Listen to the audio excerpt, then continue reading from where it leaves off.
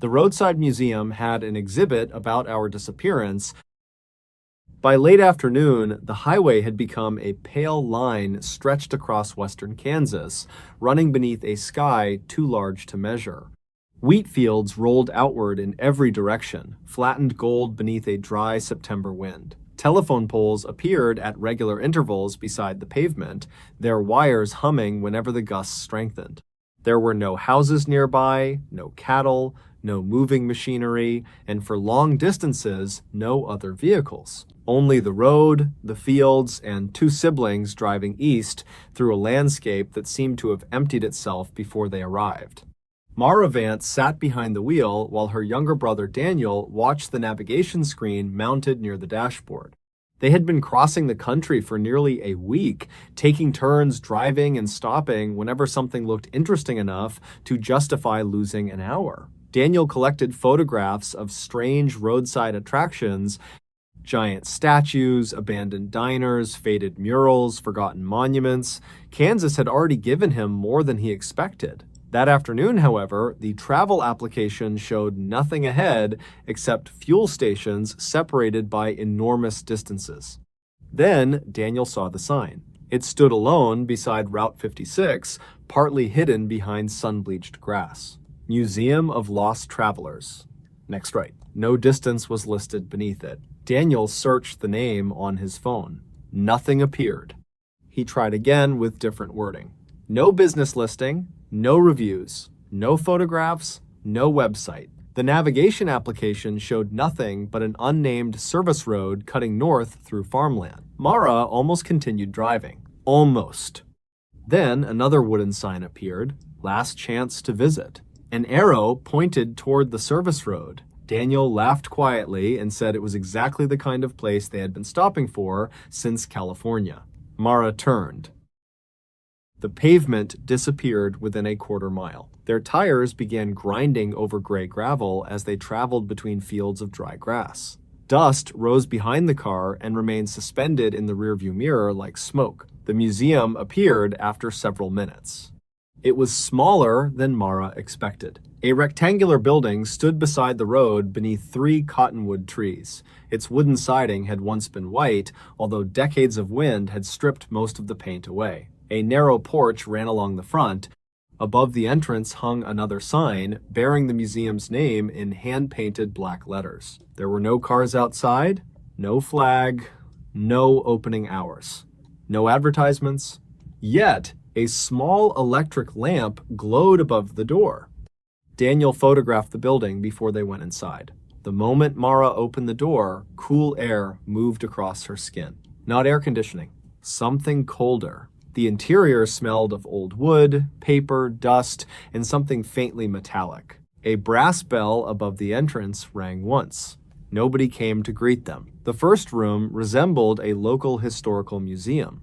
Glass cabinets stood beneath yellow ceiling lamps, framed newspaper clippings covered the walls. Shelves contained wallets, shoes, watches, license plates, cameras, road maps, pieces of luggage, and objects too ordinary to deserve preservation. A handwritten sign rested on the reception desk. Please walk through in order. Do not remove anything. The admission box beside it was empty. Daniel looked around for an employee. The building remained silent. Then, somewhere deeper inside, something scraped lightly across the floor. Both siblings heard it. Neither mentioned it. The first exhibit concerned a salesman who disappeared while driving across Kansas in 1958. His photograph showed a smiling man standing beside a dark automobile. According to the display, his vehicle was eventually located on the shoulder of a rural highway. The doors had been unlocked. His briefcase remained inside. There was fuel in the tank. The man was never found. Inside the case, beneath the photograph, sat a brown leather shoe. The next exhibit described a young couple whose abandoned car had reportedly been discovered decades later. Another concerned a hitchhiker. Another described a truck driver. Another involved a family traveling west. The stories gradually became less complete. Some displays contained newspaper articles, others contained only typed cards. Several provided no explanation for how the museum had acquired the objects. Daniel stopped beside a glass case containing a woman's red scarf. Below it was a card stating that the scarf had been found hanging from a fence several miles from the woman's abandoned vehicle. Mara noticed something else. Every story involved a road, not houses, not lakes, not wilderness trails, roads. Almost every disappearance occurred somewhere between towns. She checked her phone. No signal. Daniel had none either. They continued. The second room was darker. Black and white photographs showed empty stretches of highway, roadside ditches, abandoned filling stations, and intersections disappearing beneath winter snow. Several pictures had been taken at night. Headlights illuminated nothing but pavement, while darkness swallowed everything beyond their beams. One photograph showed a man standing beside Route 56. He was far from the camera. Nothing distinguished him except his clothing. Everything he wore was black. The information card mentioned an old roadside story repeated in different parts of Kansas involving motorists who reported seeing solitary figures walking highways after dark. Drivers sometimes claimed those figures disappeared when approached. The final sentence had been underlined. Some roads remember who passes through them. Daniel photographed it. His camera clicked. From somewhere behind them came another click. Exactly the same sound. Daniel lowered his camera. The siblings turned. Nobody stood in the doorway. The sound came again. Click. This time, from the room ahead,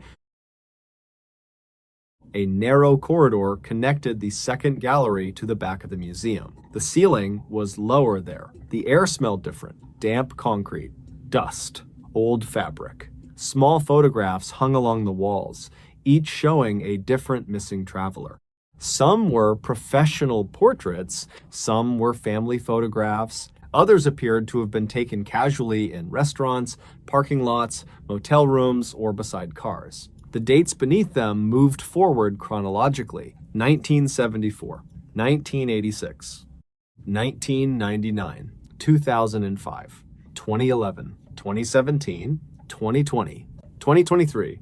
Mara slowed down. The most recent photograph had no date. It showed an empty highway under a cloudless afternoon sky. Daniel stared at it. He recognized the place before Mara did. The photograph showed the service road outside the museum. The same cottonwood trees were visible in the distance. Their car was parked beneath them. Mara stepped closer. Dust coated the glass frame.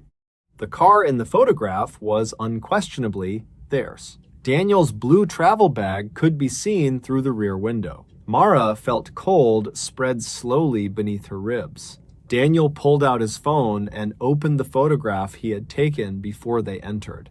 Their car sat in exactly the same position, but something was different. In Daniel's photograph, the museum porch had been empty. In the photograph, hanging on the wall, someone stood behind an upstairs window. Mara looked upward. She had not noticed an upstairs floor. From outside, the building had appeared to be a single story. Daniel returned quickly toward the entrance. He reached the second gallery, then stopped. The doorway through which they had entered was no longer there. The wall continued uninterrupted from one corner to the other. The display containing the red scarf remained. The missing salesman's photograph remained. The reception room had vanished. Daniel searched for another exit. Mara pulled at windows. None opened. The glass felt unusually cold. Outside, daylight was fading far faster than it should have. The wheat fields had become gray. The sky near the horizon was already darkening. Mara checked her phone. The battery icon still showed more than half its charge. The clock had frozen at 4:17 p.m. Daniel's phone showed the same time. Then, the lights in the corridor went out. A light remained visible farther inside. Neither sibling wanted to follow it. There simply was nowhere else to go. The corridor seemed longer as they walked through it again. Their footsteps sounded wrong. For every pair of steps they made, another softer step followed somewhere behind them. Mara stopped. Daniel stopped. The extra step stopped too. They continued. It returned. Daniel did not turn around again. The illuminated doorway waited at the end of the corridor. Above it, black letters had been painted directly onto the wall. Current collection. Inside was a room lined with glass cases. There were only 3 exhibits. The first case contained a faded yellow backpack. The second contained a child's winter jacket and a cracked pair of eyeglasses. The third case appeared empty. Then Mara moved closer. Her breathing stopped. A black suitcase rested inside. There was a narrow scratch near the lower corner. A red airline tag was looped around the handle. Mara had made that scratch when she dragged her suitcase across concrete outside a motel in Nevada. She looked down the corridor. Their luggage was still locked inside their car. It should have been locked inside their car. Beside the suitcase lay a folded green sweater. Mara was wearing the identical sweater, not merely something similar. The same loose thread hung from the left cuff. Daniel stepped toward the opposite side of the case. A gray sweatshirt had been arranged beneath a camera strap. Daniel was wearing that sweatshirt. Then he saw the camera. It was the same model he carried around his neck, the same worn leather cover, the same strip of black tape covering a crack near the battery compartment. His hand immediately touched his own camera. It was still there. 2 identical cameras existed within inches of each other. Daniel raised his camera and photographed the display. Flash filled the room. For a fraction of a second, Mara saw reflections covering the glass. Not 2 reflections, dozens. Men, women, children, travelers standing behind them. Some were dressed in clothing from decades earlier. Others looked modern. Several had dirt across their faces. One woman's hair appeared wet. A man with half his face hidden beneath shadow stood directly behind Daniel. Then the flash faded. Only Mara and Daniel remained.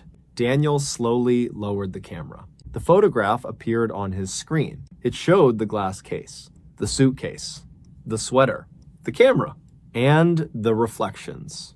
All of them. Mara noticed the information panel last. It had been mounted beside the exhibit. 2 photographs occupied the top. Mara Vance, Daniel Vance. The photographs had been taken during the trip. Mara recognized hers immediately.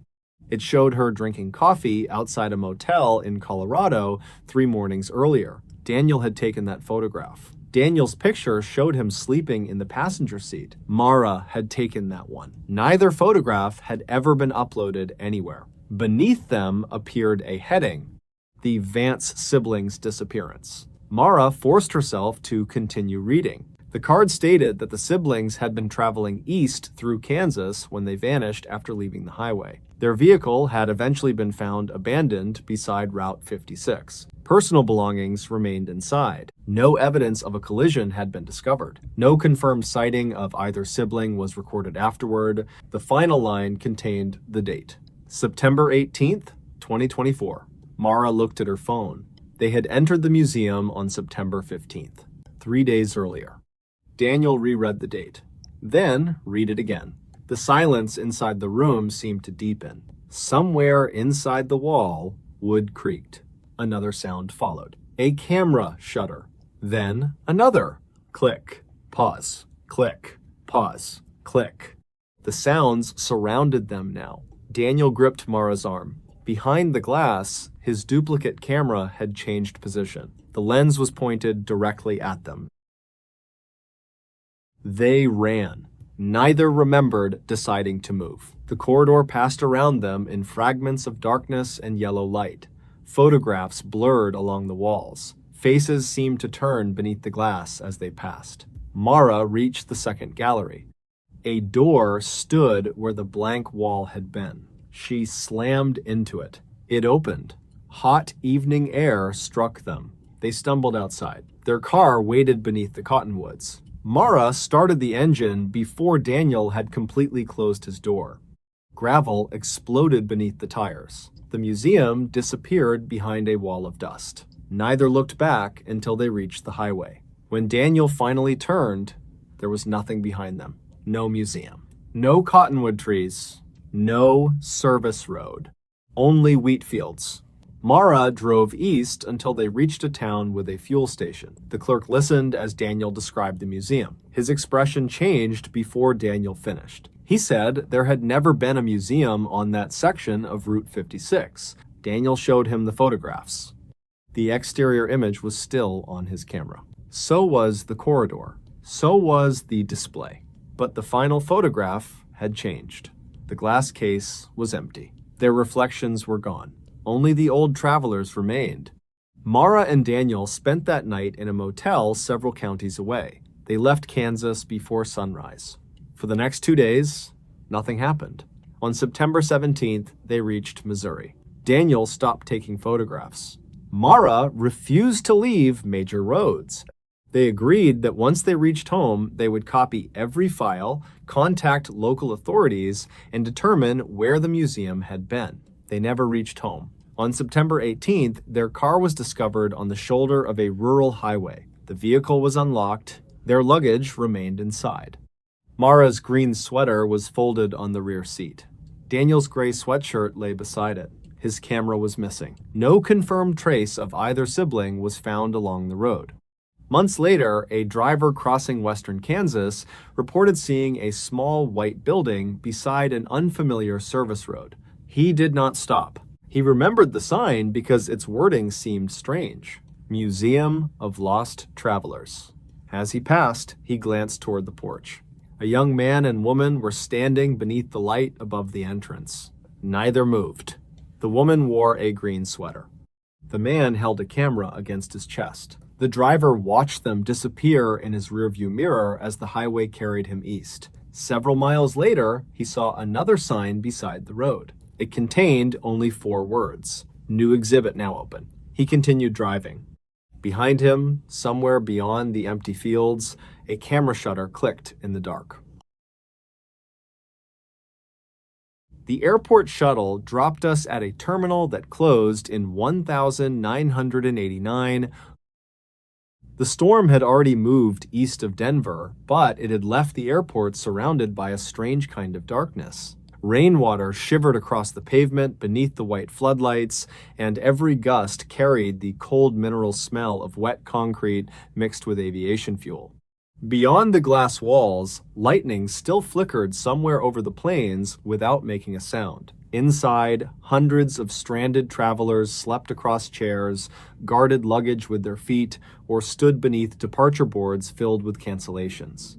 Mara Keene and Daniel Reed had not planned to be in Colorado. Their flight had been diverted during the storm, along with several others, and by the time the passengers were allowed off the aircraft, it was well past midnight. The airline had arranged temporary accommodations for some of them, but the instructions changed twice while they waited. Eventually, an exhausted employee near baggage claim pointed toward a set of doors and told several passengers that a shuttle would take them to another processing area. Only 3 people followed the instructions. Mara carried a small suitcase. Daniel had a backpack and a coat folded beneath one arm. The third traveler was a quiet, middle-aged man named Cal Mercer, who had spent most of the delay staring at his phone and complaining that every hotel near the airport appeared to be full. The shuttle waiting outside looked older than the buses circulating around the terminal. Its paint was cream beneath the sodium lights, with a narrow red stripe along its side. No airline logo appeared on it. No electronic destination sign glowed above the windshield. The driver opened the doors without speaking. Inside, the air smelled faintly of vinyl, dust, and something that reminded Mara of cigarettes absorbed into old fabric. The seats were narrow and patterned with brown geometric shapes. A small metal panel above the driver contained several rectangular lights, none of which were illuminated. Daniel hesitated at the entrance. The driver finally looked toward him. "Terminal transfer," he said. His voice was low enough that the words almost disappeared beneath the engine. Daniel stepped aboard. The doors folded shut behind them. At first, nothing seemed unusual. The shuttle followed the service road past rows of aircraft shining beneath the storm lights. Water streamed across the windows. Maintenance vehicles passed in the opposite direction, their amber beacons turning silently through the rain. Then, the lights became fewer. The modern terminal disappeared behind them. Mara noticed that they had been driving considerably longer than expected. She checked her phone, but the map refused to update. The blue location marker remained frozen near the main terminal, even though the shuttle had already passed several fenced service areas. Daniel tried asking the driver where they were going. The man did not answer. Cal leaned forward. Which terminal? Still nothing. The road narrowed. Airport buildings gave way to flat darkness, interrupted by chain-link fencing and scattered utility lights. Somewhere outside, an aircraft engine began to howl, but the sound was wrong. It was deeper than the engines Mara had heard throughout the evening, a heavy mechanical roar that seemed to vibrate through the floor. Then the shuttle turned. A terminal stood ahead of them. It was brightly illuminated. For several seconds, none of the passengers spoke. The building looked less abandoned than misplaced. Long horizontal windows stretched beneath a concrete roof. Yellow light poured across the curb. Several vehicles were parked outside, including boxy sedans whose shape seemed strangely old. People moved behind the windows. Dozens of them. The shuttle stopped beneath a covered entrance. The driver opened the doors. "Last stop," he said. Mara stepped onto the wet pavement. The rain had stopped. More unsettling than that was the silence. There were no modern jets screaming overhead, no baggage tractors, no reversing alarms, no constant distant rumble of traffic. Only wind moved across the dark airfield. When Daniel turned back, the shuttle doors closed. The bus pulled away before anyone could ask another question. Within seconds, its red taillights disappeared around the building. Cal stared after it. Then he said quietly, "That isn't normal." Nobody disagreed. The terminal doors opened automatically when they approached. Warm air rolled over them. It carried coffee, carpet cleaner, tobacco smoke, and the unmistakable oily scent of an airport that had existed before smoking disappeared from passenger terminals. The lobby beyond the doors was crowded. Men wearing broad ties stood beside hard-sided suitcases. Women carried paperboarding envelopes and handbags with brass clasps. Children sat on molded plastic chairs beside parents reading newspapers. Almost nobody was looking at a phone.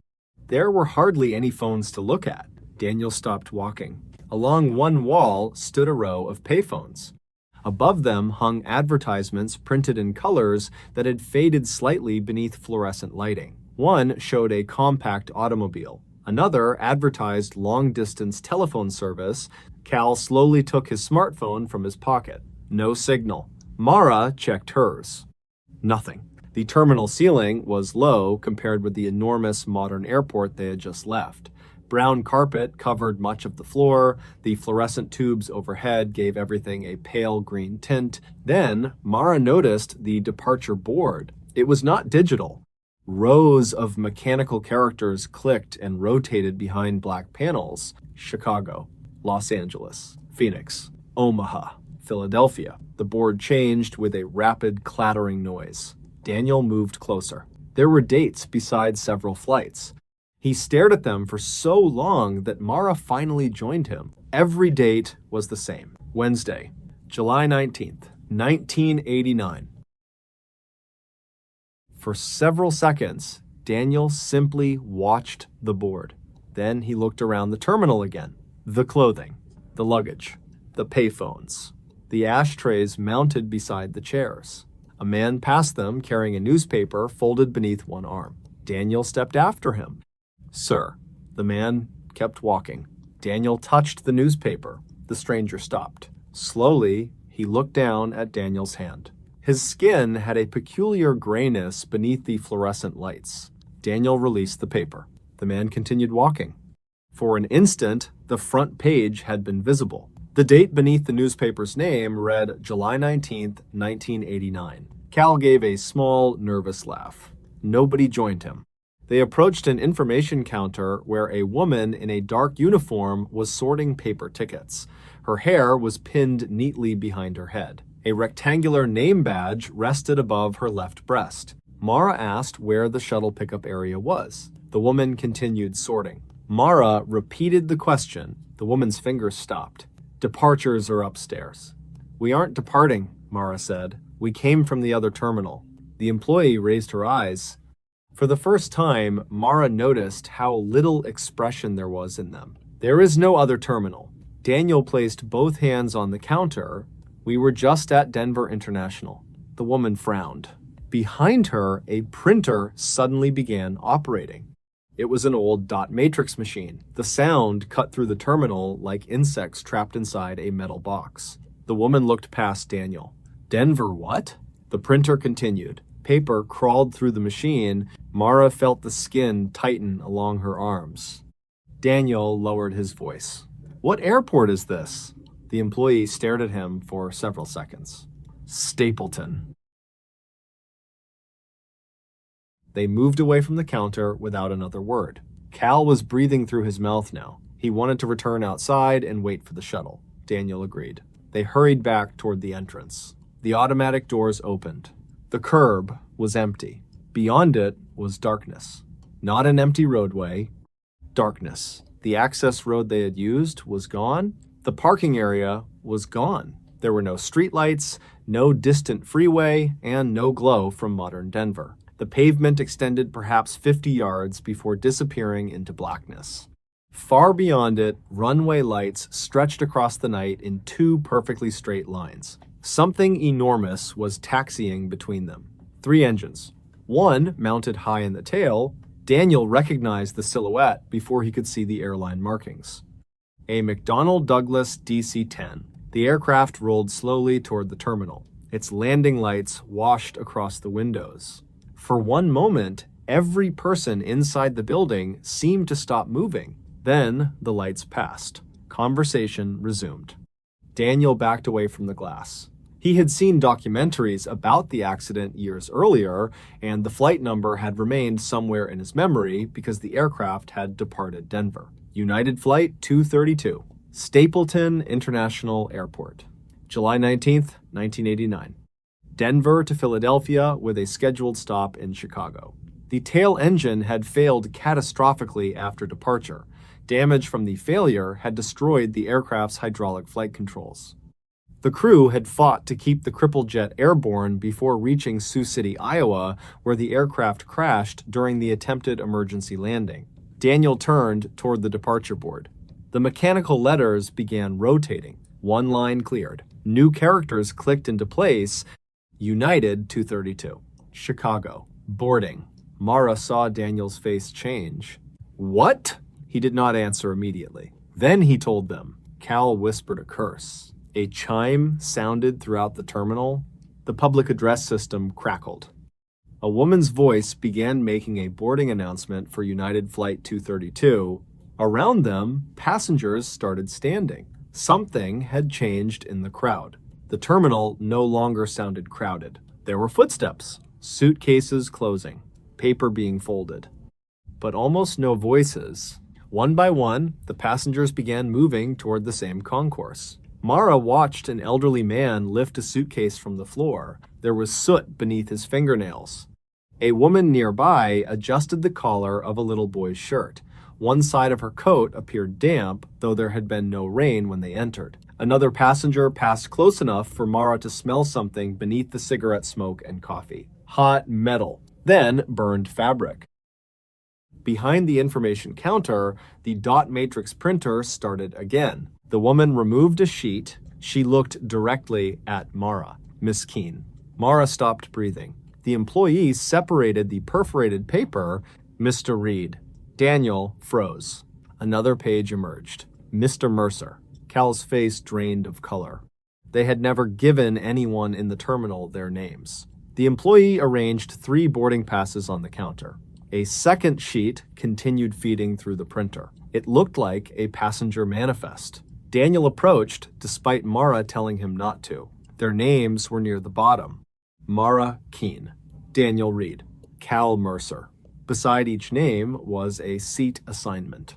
Beneath them was another line, status, boarded. Cal whispered that they needed to leave. The public address system crackled again. This time, the boarding announcement included their names. Not hurriedly, not like airport staff searching for missing passengers. Each name was spoken carefully. Mara Keene, Daniel Reed, Cal Mercer. A pause followed each one. Then came the request. Report immediately to the gate. They ran, not toward the concourse, Toward a hallway behind the ticket counters where a faded sign indicated baggage services. Nobody tried to stop them. That was worse. Every employee they passed simply watched. The hallway narrowed.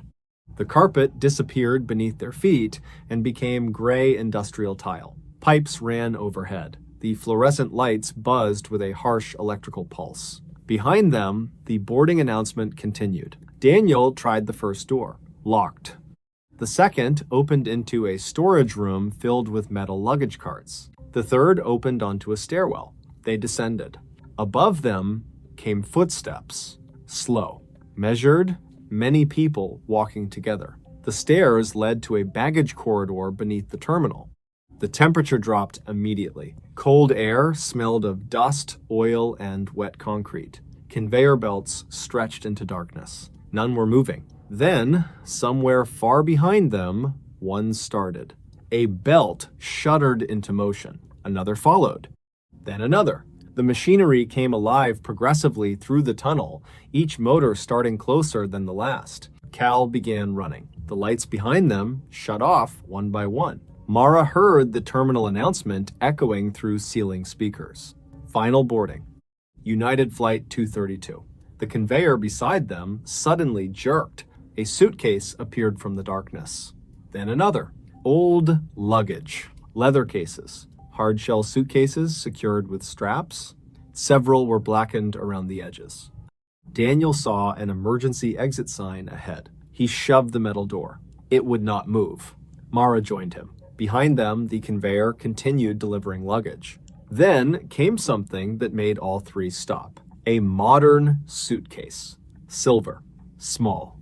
Mara recognized the strip of blue tape around the handle. It was hers. Another bag followed. Daniel's backpack. Then Cal's suitcase. None of them had checked those bags. Cal grabbed the emergency bar with both hands and threw his weight against it. The door opened. Cold wind exploded through the gap. They stumbled outside. For one disorienting moment, there was nothing beneath their shoes but wet pavement and white light. Then sound returned all at once. Jet engines. Vehicle alarms. Rain. Traffic. Mara turned. There was no old terminal behind them. They were standing beside a service building near the modern airport, beneath security lights so bright that all three had to shield their eyes. A worker shouted from across the roadway. Daniel looked back toward the door they had used. There was no door, only a solid concrete wall. Cal dropped to his knees. His suitcase was still in his hand. None of them remembered carrying it through the doorway. Mara was holding hers too. They were eventually taken inside. Their explanation changed several times because every version sounded impossible when spoken aloud. Airport personnel could not identify the shuttle they described. There was no active passenger terminal where they said they had been taken. More disturbing was the amount of time that had passed. According to their phones, they had been missing less than an hour. To Mara, it had felt like most of the night. The three travelers searched the history of Denver's airports once they were somewhere warm enough to think clearly. That was when the final detail became impossible to dismiss. Stapleton International Airport had not closed in 1989. It had remained Denver's primary airport for years afterward and finally shut down when the new Denver International Airport opened in 1995. There was no historical reason for an abandoned Denver terminal to be frozen on July 19, 1989, except for the flight. United Flight 232 had departed Stapleton that day. Hours later, the damaged DC-10 crashed while attempting to land at Sioux City. The date on the departure board had not marked the death of the airport. It marked the departure of the aircraft. Mara later emptied her suitcase in a hotel room. Everything inside was dry. At the bottom, she found a rectangle of stiff paper. It was not her modern boarding pass. The paper had perforated edges and faded printing. Her name appeared across the top. Below it was the flight number, United 232. The destination was Chicago. And beside the word status was a single word, boarded. Mara called Daniel immediately. He had found one too. Cal did not answer. He did not answer the second call. Or the third. They eventually learned that Cal had boarded his rescheduled flight out of Denver early that morning. Nothing unusual happened to the aircraft. It landed safely. Cal collected his luggage. Security cameras showed him leaving the airport. After that, neither Mara nor Daniel ever heard from him again. Months later, Daniel searched publicly available historical information about the real passengers aboard United Flight 232. Cal Mercer's name was not there. Neither was Daniel's. Neither was Mara's. That should have been reassuring. It was not. Because the paper boarding pass remained in Mara's possession, over time, the ink faded until most of the printing became difficult to read. One line never faded. Boarded. Years afterward, Mara could still remember the terminal more clearly than the modern airport surrounding it. The smell of cigarettes trapped in carpet. The warm coffee. The green, fluorescent light. The quiet passengers standing at the sound of the boarding announcement. And sometimes, whenever an airport shuttle slowed beside her late at night, she found herself looking at the driver before the doors opened. Not at his uniform, not at the route display, at his face. Because the driver from Denver had never turned around during the entire ride. Except once. Just before the doors closed at the old terminal, for less than a second, Mara had seen him in the mirror above the windshield. His uniform was scorched across one shoulder. His face was covered with fine gray ash. And his eyes had been fixed on the three passengers behind him as though he already knew their names. The souvenir shop sold photos from our trip tomorrow. The souvenir shop stood where the highway narrowed between dark juniper and red stone, far enough outside Sedona that the lights of town had already disappeared behind them. The afternoon sun was sinking, turning the cliffs the color of dried blood, and the temperature had begun dropping with the speed peculiar to high desert evenings. There were no other businesses nearby. No gas station, no restaurant. No houses visible beyond the crooked fence, and a dirt parking lot powdered with pale dust. Only a low building with faded turquoise trim, a wooden sign swinging above the porch, and a single yellow window glowing against the coming dark. The two travelers had been driving through northern Arizona for several days. Their trip had been planned loosely, with motel rooms booked only a night ahead, and destinations saved in a list on one of their phones. Sedona was supposed to be the quiet portion of the journey. They had talked about seeing Bell Rock early the following morning, stopping somewhere along Oak Creek, then continuing north through the canyon before the afternoon traffic thickened. Nothing about the schedule was unusual, nothing had been posted online, the list existed only on the phone resting in the center console between them. They stopped because the driver wanted water and because the wooden sign outside the shop promised cold drinks, postcards, local maps, and film. The last words seemed strange enough to be interesting. Neither traveler had seen a roadside store advertising camera film in years. A brass bell rang when they entered. The smell inside was immediate. Dust, old wood, candle wax. Something faintly chemical beneath it all, sharp and metallic, like the odor that escaped when an old disposable camera was cracked open. Shelves crowded the narrow room. There were polished stones, imitation arrowheads, ceramic coyotes, turquoise jewelry, sun-bleached guidebooks, bundles of dried sage, and postcards showing red formations beneath impossible blue skies. An elderly man sat behind the counter beneath a slow ceiling fan. He wore a pale shirt with the sleeves buttoned at the wrists, despite the warmth inside. He looked up when the travelers entered, nodded once, then returned to reading a newspaper. Neither traveler noticed anything wrong until they reached the back wall. There, almost hidden behind a rotating postcard stand, was a wooden rack filled with instant photographs. Hundreds of them. They were not packaged or protected. They had simply been slid into narrow grooves cut into the wood, arranged in uneven rows from waist height almost to the ceiling. Most had the washed-out tones of old Polaroids. Some were yellowed around the edges. Others looked recently developed, their blacks deep and their whites still clean. Every photograph showed tourists somewhere in Arizona. People stood beneath red cliffs, families posed beside parked cars, couples squinted into sunlight near desert overlooks, children crouched beside cactus, hikers appeared on narrow trails between sandstone walls. Some photographs were obviously decades old. The clothing changed from row to row, haircuts changed, cars changed, yet the desert behind them seemed untouched. There were no prices. The passenger asked the old man whether the photographs were for sale. He did not look up. He said they were souvenirs. That answer seemed sufficient for several seconds. Then the passenger found the first photograph. It showed Bell Rock in the cold blue light before sunrise. The formation rose behind a sandy trail, its upper ridge touched by a thin line of orange. In the foreground stood the two travelers. There was no possibility of mistaking them. The driver was wearing the gray jacket folded inside his suitcase. The passenger wore the black hiking shirt she had laid across the motel bed that morning while deciding what to wear the next day. Their faces were turned toward the camera. Neither was smiling. For a moment, neither spoke. The passenger finally laughed, but the sound was too short and too loud in the quiet shop. She suggested that someone had taken their picture earlier and manipulated it. The explanation dissolved almost as quickly as she said it.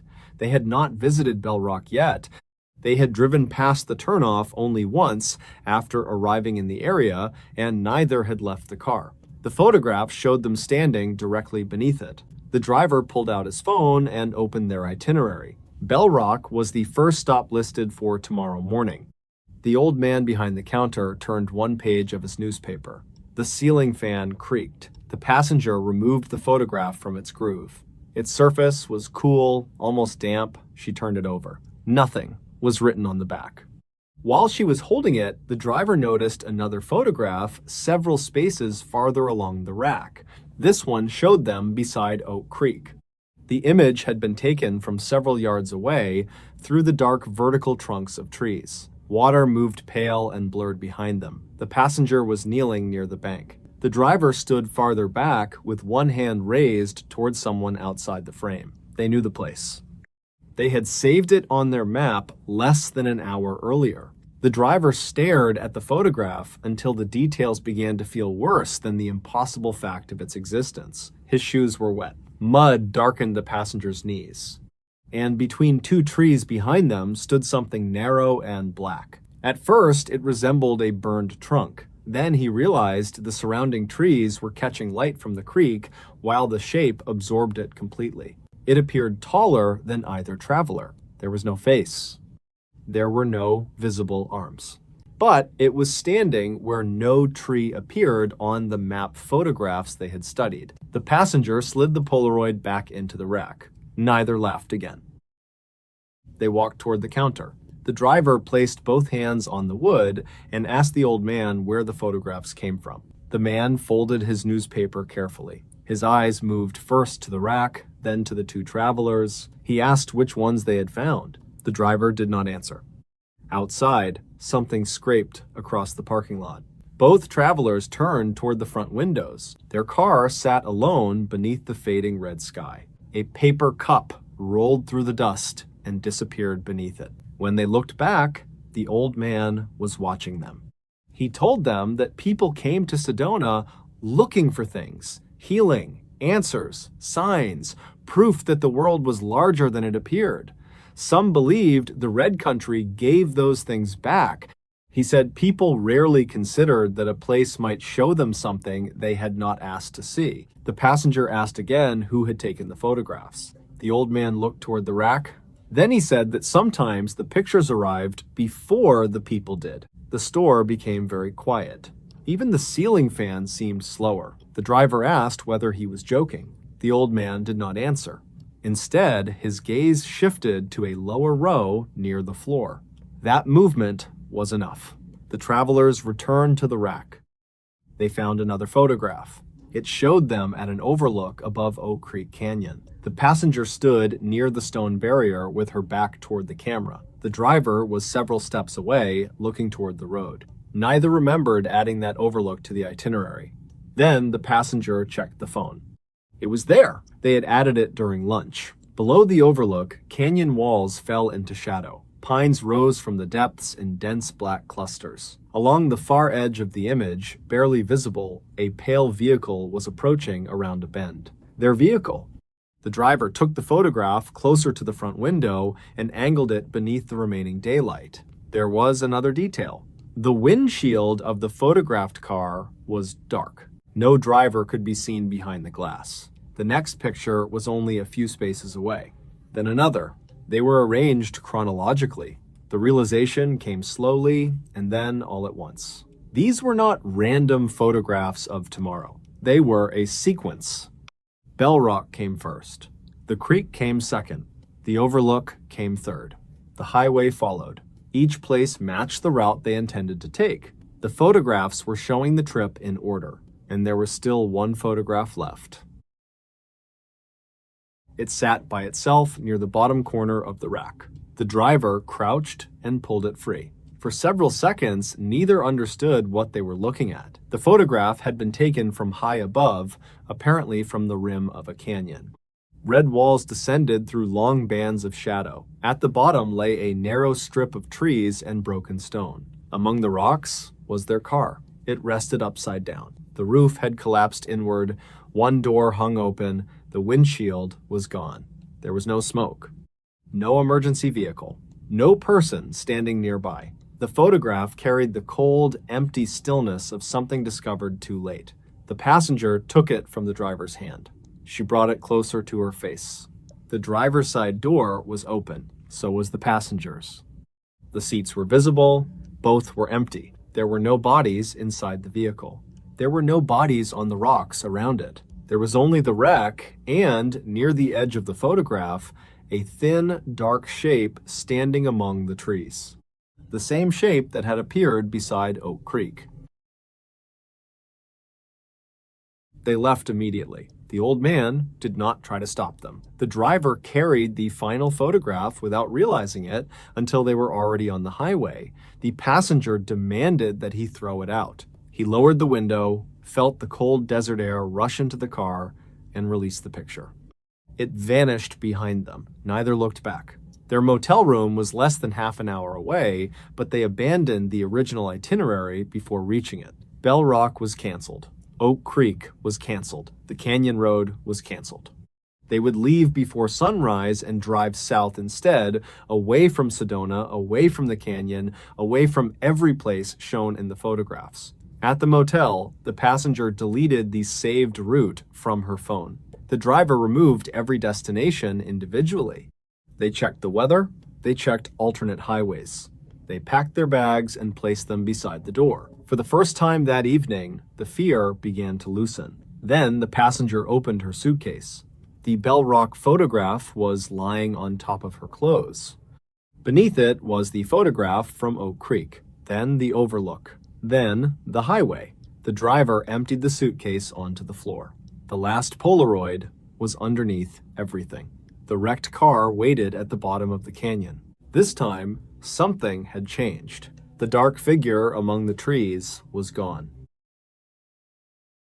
Neither traveler slept. Sometime after midnight, the motel's air conditioner shut off. The room became so silent that they could hear vehicles passing on the distant highway. One car, then another, then nothing for a long time. Near dawn, the driver noticed a glow beneath the curtain. Not sunlight. Headlights? Their car's headlights were on. He approached the window without opening the curtain completely. Their vehicle was still parked outside. Both headlights burned white against the motel wall. The driver's door was open. He remembered locking it. The keys were on the table behind him. The passenger called the front desk. No one answered. They remained inside until daylight spread across the parking lot. Only then did they step outside. The car door was closed again. The headlights were off. There were no footprints around the vehicle. On the driver's seat sat a fresh Polaroid. The image was still developing. They watched it darken in the morning air. Shapes emerged slowly. Red stone, trees, a narrow highway, then their car. It was moving north, toward Oak Creek Canyon. They did not use the car. They left it in the motel parking lot and walked toward the main road, carrying their luggage, intending to call a taxi from somewhere crowded. What happened after that has no clean ending. By late morning, the car was gone. The motel staff reportedly found the room empty, with the key left inside and both travelers' bags missing. The vehicle was later associated with the canyon north of Sedona, where the road bends above steep red walls and pine-filled depths. It was not parked at an overlook. It was below the road, upside down. The roof had collapsed. One door stood open. Then another detail began circulating with the story. There were no bodies inside. Searchers found no clear trail leading away from the wreck. No luggage. No phones. No explanation for how two people who had abandoned the vehicle could have been inside it again, or why both doors were open when it was found. And there was one final object. A Polaroid lay face down beneath the driver's seat. When it was turned over, the image showed the old souvenir shop beside the highway. The photograph appeared to have been taken from across the parking lot after dark. The yellow window was glowing. The wooden sign hung above the porch. Inside the window stood the elderly man. Behind him was the rack of photographs. There were hundreds. Near the bottom were several new pictures. 2 travelers at Bell Rock. 2 travelers beside Oak Creek. 2 travelers at an overlook. An empty car at the bottom of a canyon. And in the last photograph, barely large enough to recognize, 2 figures stood outside the souvenir shop. They were facing the window. They were not looking at the old man. They were staring through the glass at the rack, as if they had finally understood what the photographs had never been predicting. The pictures were not showing where they were going. They were showing where they had already gone. Our train passed through a station with no name. There are stretches of northern Montana where the railroad seems to pass through more darkness than land. At night, the prairie becomes an enormous black surface beneath the windows, broken only by distant ranch lights, snow caught in the headlights, and the occasional crossing signal flashing red beside a road that appears to lead nowhere. Farther west, the land begins to rise. The open plains tighten into timber, rock, and mountain shadow, and the train moves through valleys where even moonlight struggles to reach the tracks. Railroad folklore has always found easy ground in places like that. Abandoned sidings disappear beneath weeds, old platforms remain after the buildings beside them are gone. Towns that once depended on steam locomotives shrink until little remains except foundations, telegraph poles, and names remembered only on aging maps.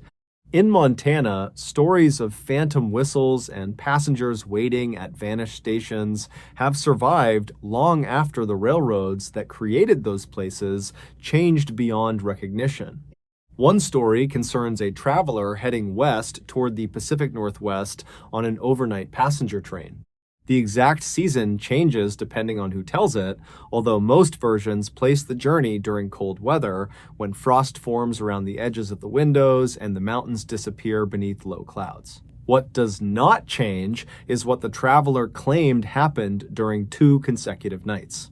He had boarded farther east and had already spent most of a day watching the northern plains pass beyond the glass. By evening, the rhythm of the wheels had settled into something almost hypnotic. Steel struck rail joints with a repeating pulse beneath the floor. Ventilation hummed softly above the seats. The observation windows reflected the interior more clearly than the landscape outside. After darkness came, most of the passengers gradually disappeared into sleeping accommodations or folded themselves beneath blankets in their seats. The traveler remained awake longer than he intended. Outside, Montana passed without detail. There were no towns visible now, no highways, no clusters of porch lights, only the faint outline of low hills beneath a clouded sky, and occasionally snow blowing sideways through the beam from the locomotive. Sometime after midnight, exhaustion finally pulled him under. What woke him was silence. Not complete silence. The train itself still breathed around him. Air moved through the vents. Something metallic clicked beneath the carriage. A passenger, several rows away, shifted beneath a blanket. but the sound that had been present for hours was gone. The wheels were no longer turning. The traveler opened his eyes and looked toward the window. The train had stopped. At first, nothing about that seemed especially strange. Overnight, trains stopped regularly. Passengers slept through most of those stops without knowing where they had been. Then, he saw the platform. It stood directly outside his window. The platform was narrow and made of dark wooden boards glazed with frost. Beyond it stood a small station building with steep eaves and tall windows. A single lamp burned beneath the roof overhang. The light was wrong. It was too warm and too weak to be a modern fixture. It flickered softly behind cloudy glass, producing an amber circle that faded quickly into the darkness around it. There was no illuminated station sign, no electronic display, no parking lot, no road. There was not even a visible town behind the building, only darkness. And people, dozens of them. They stood along the platform, facing the train. Men occupied the front row, many wearing long wool coats and brimmed hats. Several women stood behind them in ankle-length dresses beneath heavy traveling cloaks. A few children were visible between the adults. Their clothing looked old enough to belong in photographs preserved behind museum glass. No one carried a modern suitcase. There were leather valises, wooden trunks, cloth bundles, and one large case bound with dark straps. The traveler stared at them, still half convinced he had awakened in the middle of a dream. Then, something colder than the night outside began moving through him. None of the people on the platform were moving. Not one. The wind was visible because loose snow crossed the platform in thin ribbons. It lifted the hem of one woman's skirt. It disturbed the coat of a tall man near the station door. But the people themselves remained absolutely still. Nobody turned toward the doors. Nobody reached for luggage. Nobody spoke. There was no restless shifting among those waiting to board. They simply faced the train. Every face seemed directed toward its windows. The traveler leaned closer to the glass. His breath fogged it. He wiped the condensation away with his sleeve. Several passengers stood close enough for him to make out their expressions. That was when the scene became worse. They did not look impatient. They did not look tired. They looked expectant. Their eyes were open slightly too wide, and their faces held the peculiar stillness of people waiting for something they already knew would happen. A middle-aged woman stood nearly opposite his window. Her hair was pinned tightly against her head, a dark collar covered her throat, both hands rested over the handle of a small case. She was staring directly at him. The traveler shifted sideways. Her eyes did not follow. That should have been comforting. It was not. It meant she had already been looking at the exact place where he had awakened. He glanced down the aisle. Almost everyone remained asleep. A man near the rear of the car had his head against the window, but his eyes were closed. Somewhere beyond the connecting door, someone coughed. The traveler considered waking another passenger. Before he could, movement appeared outside. A little boy stepped forward from behind one of the adults. He wore a dark cap and a buttoned coat that hung nearly to his knees. Unlike everyone else, he moved naturally. Slowly, he crossed the platform until he stood close to the train. The boy looked up. His face was pale beneath the amber station light. Then he raised one hand, not to wave. He placed his palm flat against the train window. There was still several feet of empty space between the glass and the edge of the platform, yet the traveler heard something, a soft tap, directly beside his head. He recoiled. The boy's hand remained raised. Behind him, the waiting passengers had not moved. The traveler turned toward the aisle and called softly for an attendant. At that exact moment, the train lurched. A heavy metallic strain passed through the cars. Couplers tightened one after another somewhere ahead. The floor shuddered beneath his feet. The train began moving. Outside, the station drifted backward. The people remained where they were. Nobody attempted to board. Nobody lifted a hand in farewell. The traveler watched the woman pass first, then the men in dark coats, then the children, then the station building itself. As the last window of the building slid from view, he saw something painted beneath the eaves where a station name should have been. The board was there. The lettering was not. It was completely blank. Within seconds, the platform disappeared. There were trees outside again, dark spruce crowded the track, snow flickered in the windows. The normal sound of the train returned until the strange stop already seemed impossible. The traveler remained awake. A conductor eventually entered the car. He was moving quietly, checking the compartment and speaking with a passenger near the front. The traveler stopped him. He asked what station they had just left. The conductor looked confused. The traveler repeated the question and described the platform, the old building, the waiting crowd. The conductor listened without interrupting. Then his expression changed. Not dramatically. There was no laughter, no irritation, only a slight narrowing of the eyes. He asked whether the traveler had been asleep. The traveler admitted he had been sleeping before the stop, but insisted he had been fully awake afterward. The conductor looked toward the dark window. Then he said the train had not stopped. The traveler thought he had misunderstood. The conductor explained that their previous scheduled stop had been nearly 2 hours earlier. Since then, the train had remained in motion. There had been no signal delay, no siding, no unscheduled halt. Nothing.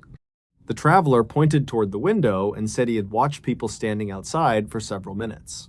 The conductor did not argue. Instead, he asked a question. He wanted to know whether anyone had boarded. The traveler said no. The conductor remained silent. Then he asked whether any of them had touched the train. The traveler remembered the boy. He described the raised hand. The tap against the window. The conductor looked down the aisle. When he finally spoke, his voice was quieter.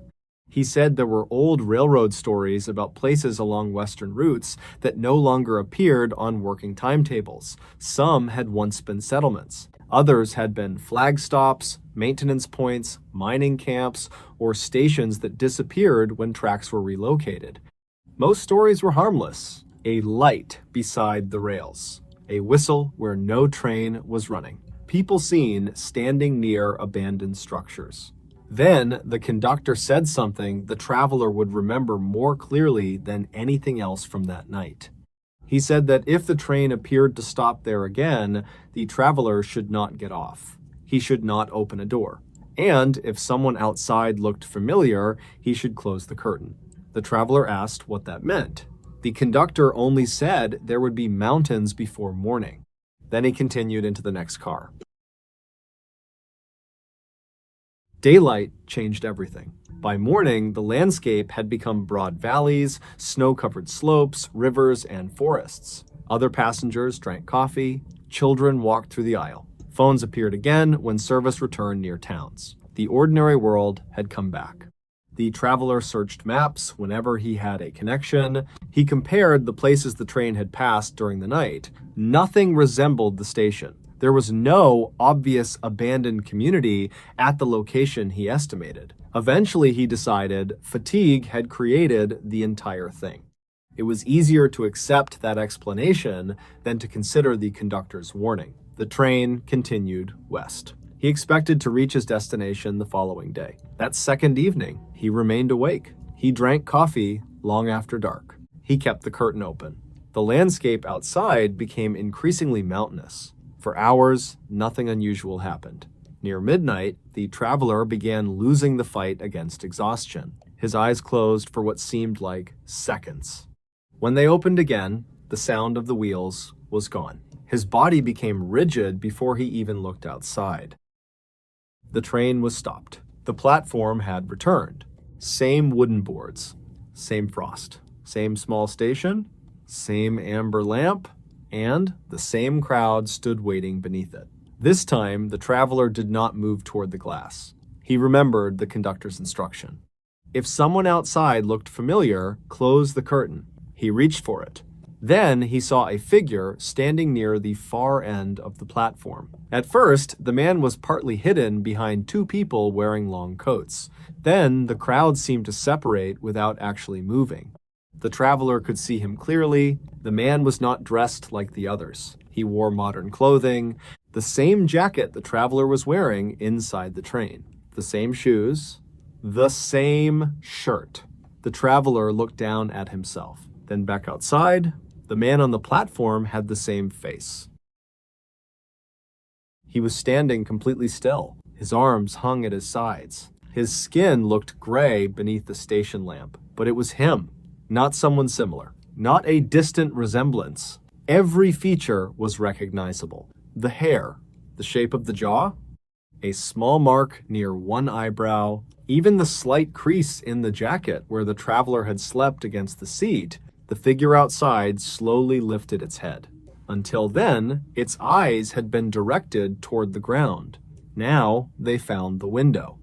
The traveler grabbed the curtain. Before he could close it, the figure smiled. It was a small expression, almost apologetic. Then its lips began moving. No voice crossed the glass. The traveler could not hear a word, but he understood what the figure was saying. It repeated the same short sentence several times. "Do not fall asleep." The traveler pulled the curtain shut. Almost immediately, something struck the window. Once, then again, a flat, patient sound. Not the tapping of fingertips, a palm against glass. The traveler backed into the aisle. The train remained motionless. Another impact came from the window, then another farther down the car, then another. Within seconds, the sounds were moving along the entire side of the train. Dozens of hands, not pounding, not scratching, simply touching the windows one after another. Tap, silence, tap, silence, tap, like people checking whether something was still inside. Other passengers began waking. A woman, several rows away, lifted her head. The traveler told her not to open the curtain. She stared at him in confusion. Before she could respond, the carriage jerked violently. The train moved. The tapping stopped. The wheels began turning again. Nobody outside screamed. Nobody chased the train. The nameless platform simply fell behind them. The traveler remained standing until the rhythm beneath the floor returned to full speed. Only then did he sit. He did not sleep again. At dawn, the conductor returned.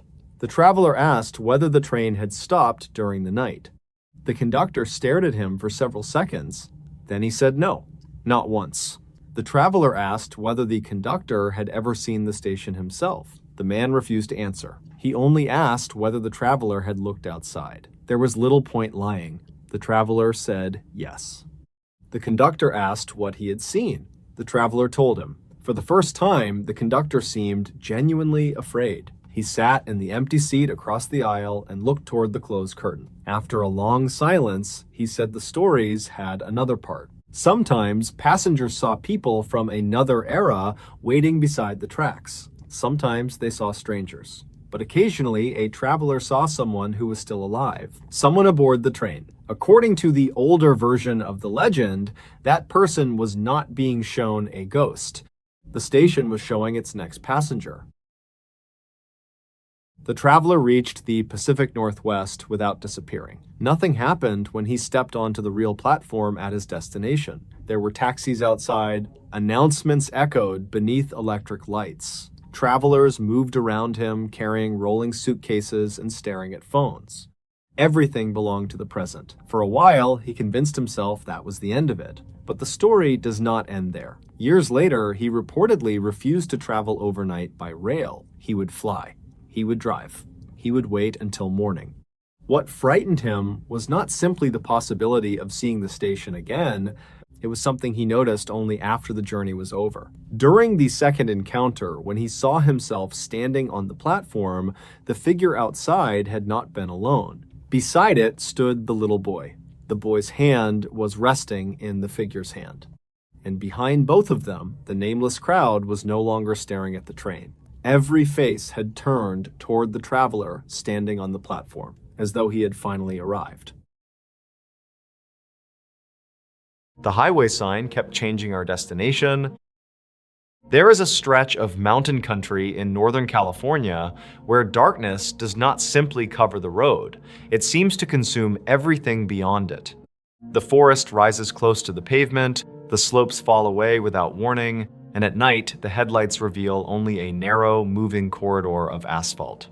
Beyond that corridor, there are black trunks, wet stone, and miles of country where a stopped engine can leave a traveler surrounded by a silence deep enough to hear cooling metal ticking beneath the hood. That was the kind of road Eli Carter had chosen for the last part of his drive toward Oregon. He had been traveling north for most of the day, trying to reach a hotel in Grants Pass before sleeping. The navigation app showed several hours remaining when he entered the mountains, but the road looked straightforward enough. He had fuel, the weather was dry. His phone still showed a weak signal, and there had been no warning of closures ahead. By a little after 1 a.m., the traffic had disappeared. Not thinned, disappeared. For more than half an hour, Eli saw no headlights approaching from the opposite direction and no taillights ahead. He passed no open businesses, no houses glowing between the trees, no parked vehicles at the occasional gravel turnout. Even the reflective markers along the shoulder seemed farther apart than they had been earlier. The forest pressed closer.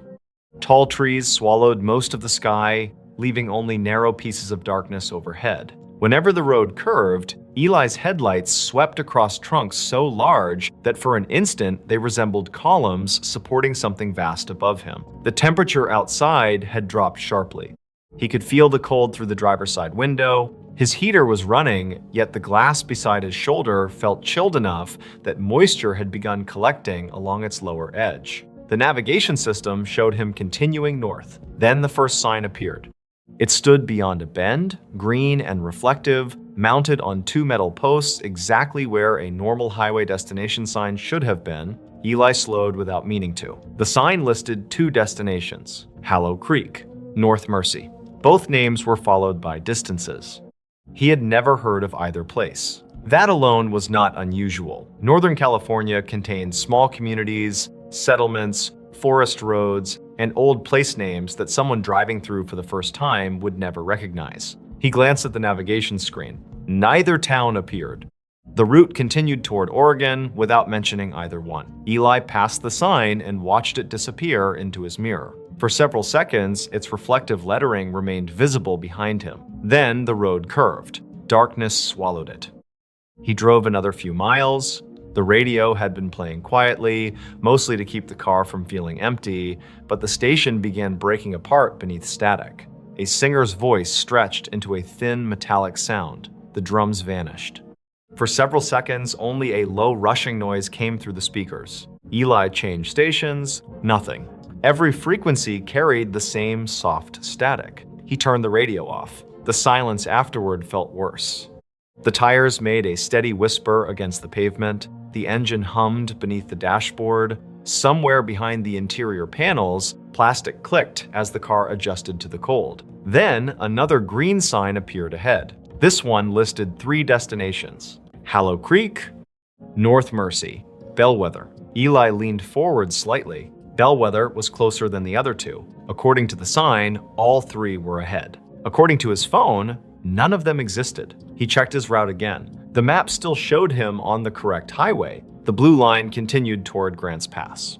No turn was required. He told himself the signs were directing travelers toward local roads, too insignificant for the map display at that zoom level. Then he noticed something else. The estimated arrival time at his hotel had not changed for nearly 20 minutes. He looked at the clock.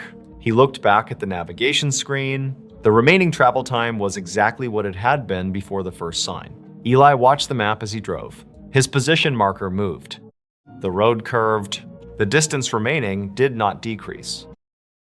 He pressed the screen and forced the navigation app to recalculate. For several seconds, a spinning symbol appeared. Then the route returned. Everything looked normal. The arrival estimate moved forward by several minutes, apparently correcting itself. Eli relaxed his grip on the wheel.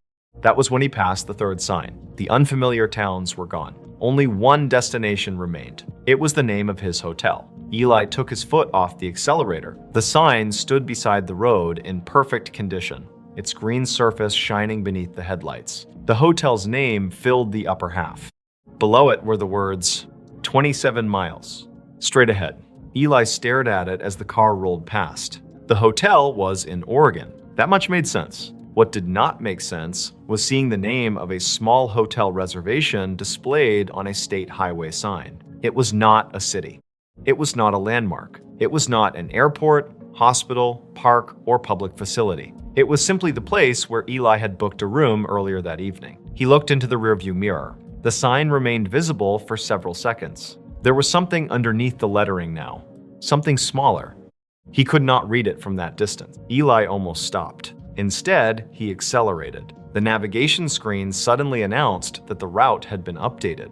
No audible voice accompanied the change. The blue line disappeared. For several seconds, the map showed only gray terrain and the small triangular marker representing Eli's car. Then a new blue line formed beneath it. The line continued forward. Eli checked the distance to the hotel, 27 miles. Exactly what the sign had said. His hands tightened around the steering wheel. He drove. The forest became denser. Branches crossed high above the pavement. Fallen needles formed dark reddish banks along the shoulder. The air coming through the vents carried a faint smell that had not been there before. Wet earth. Then something older. A cold mineral smell like stones pulled from deep water. Eli shut the ventilation system off. The smell remained.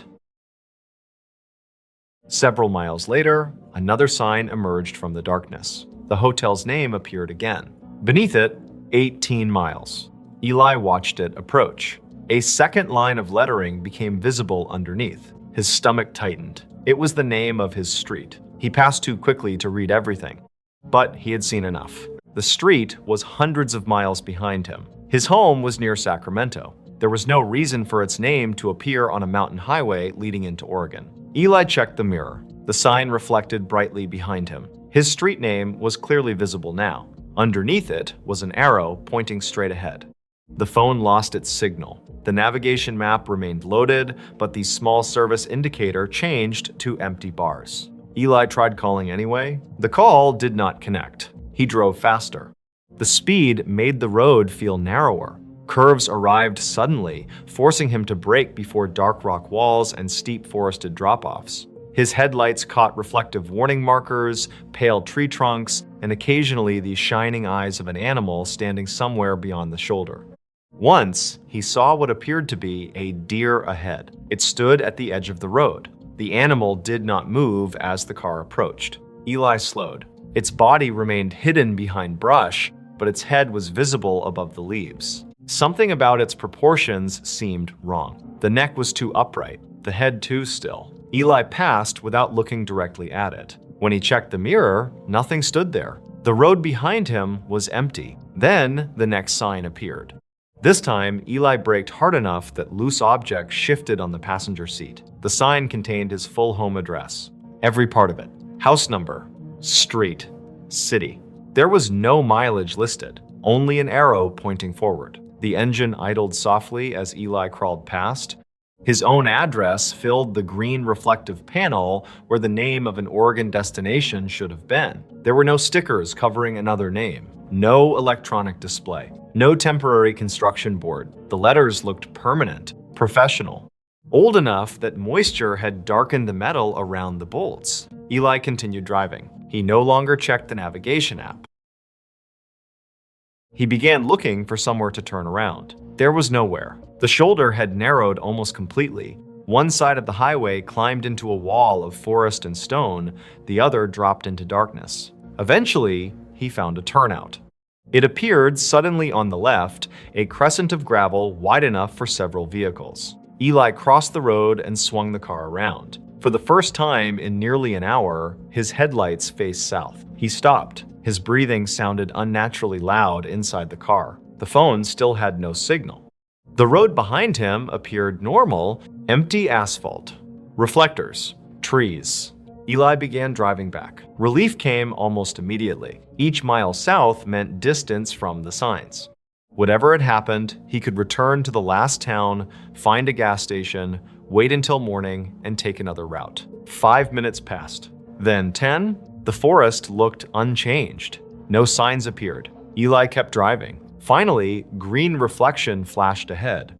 His relief lasted only until the headlights reached the lettering. It was the hotel sign again. The arrow pointed straight ahead. Eli stopped the car completely. He had turned around. He knew he had turned around, yet the sign was facing him. The hotel was once again supposedly ahead. He looked behind him.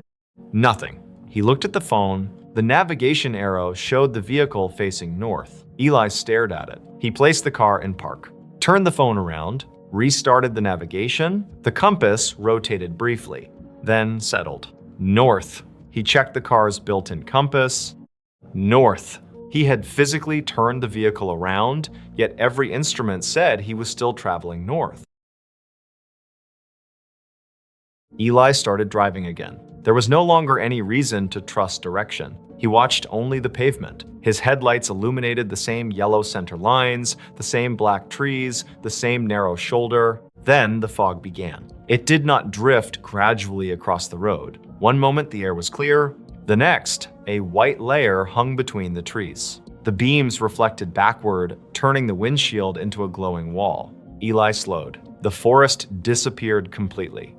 Only the nearest pavement remained visible. The temperature inside the car dropped. His breath began faintly clouding the glass. Then the headlights caught another sign. It stood very close to the road. His home address appeared across it. Beneath that was another line, "Welcome home."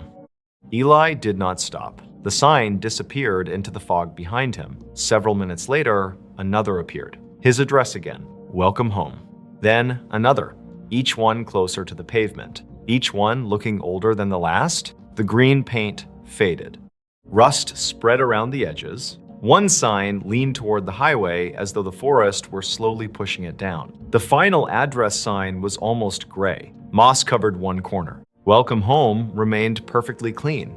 Eli kept both hands locked around the wheel. Then the fog vanished. The change was immediate. The windshield cleared. The road ahead stretched straight for several hundred yards. At the end of that straightaway stood one last highway sign. It was larger than the others. Green, reflective, completely clean. There was no town written on it, no hotel, no address. Only Eli's full name, Ellie Carter. 1 mile. A white arrow pointed right.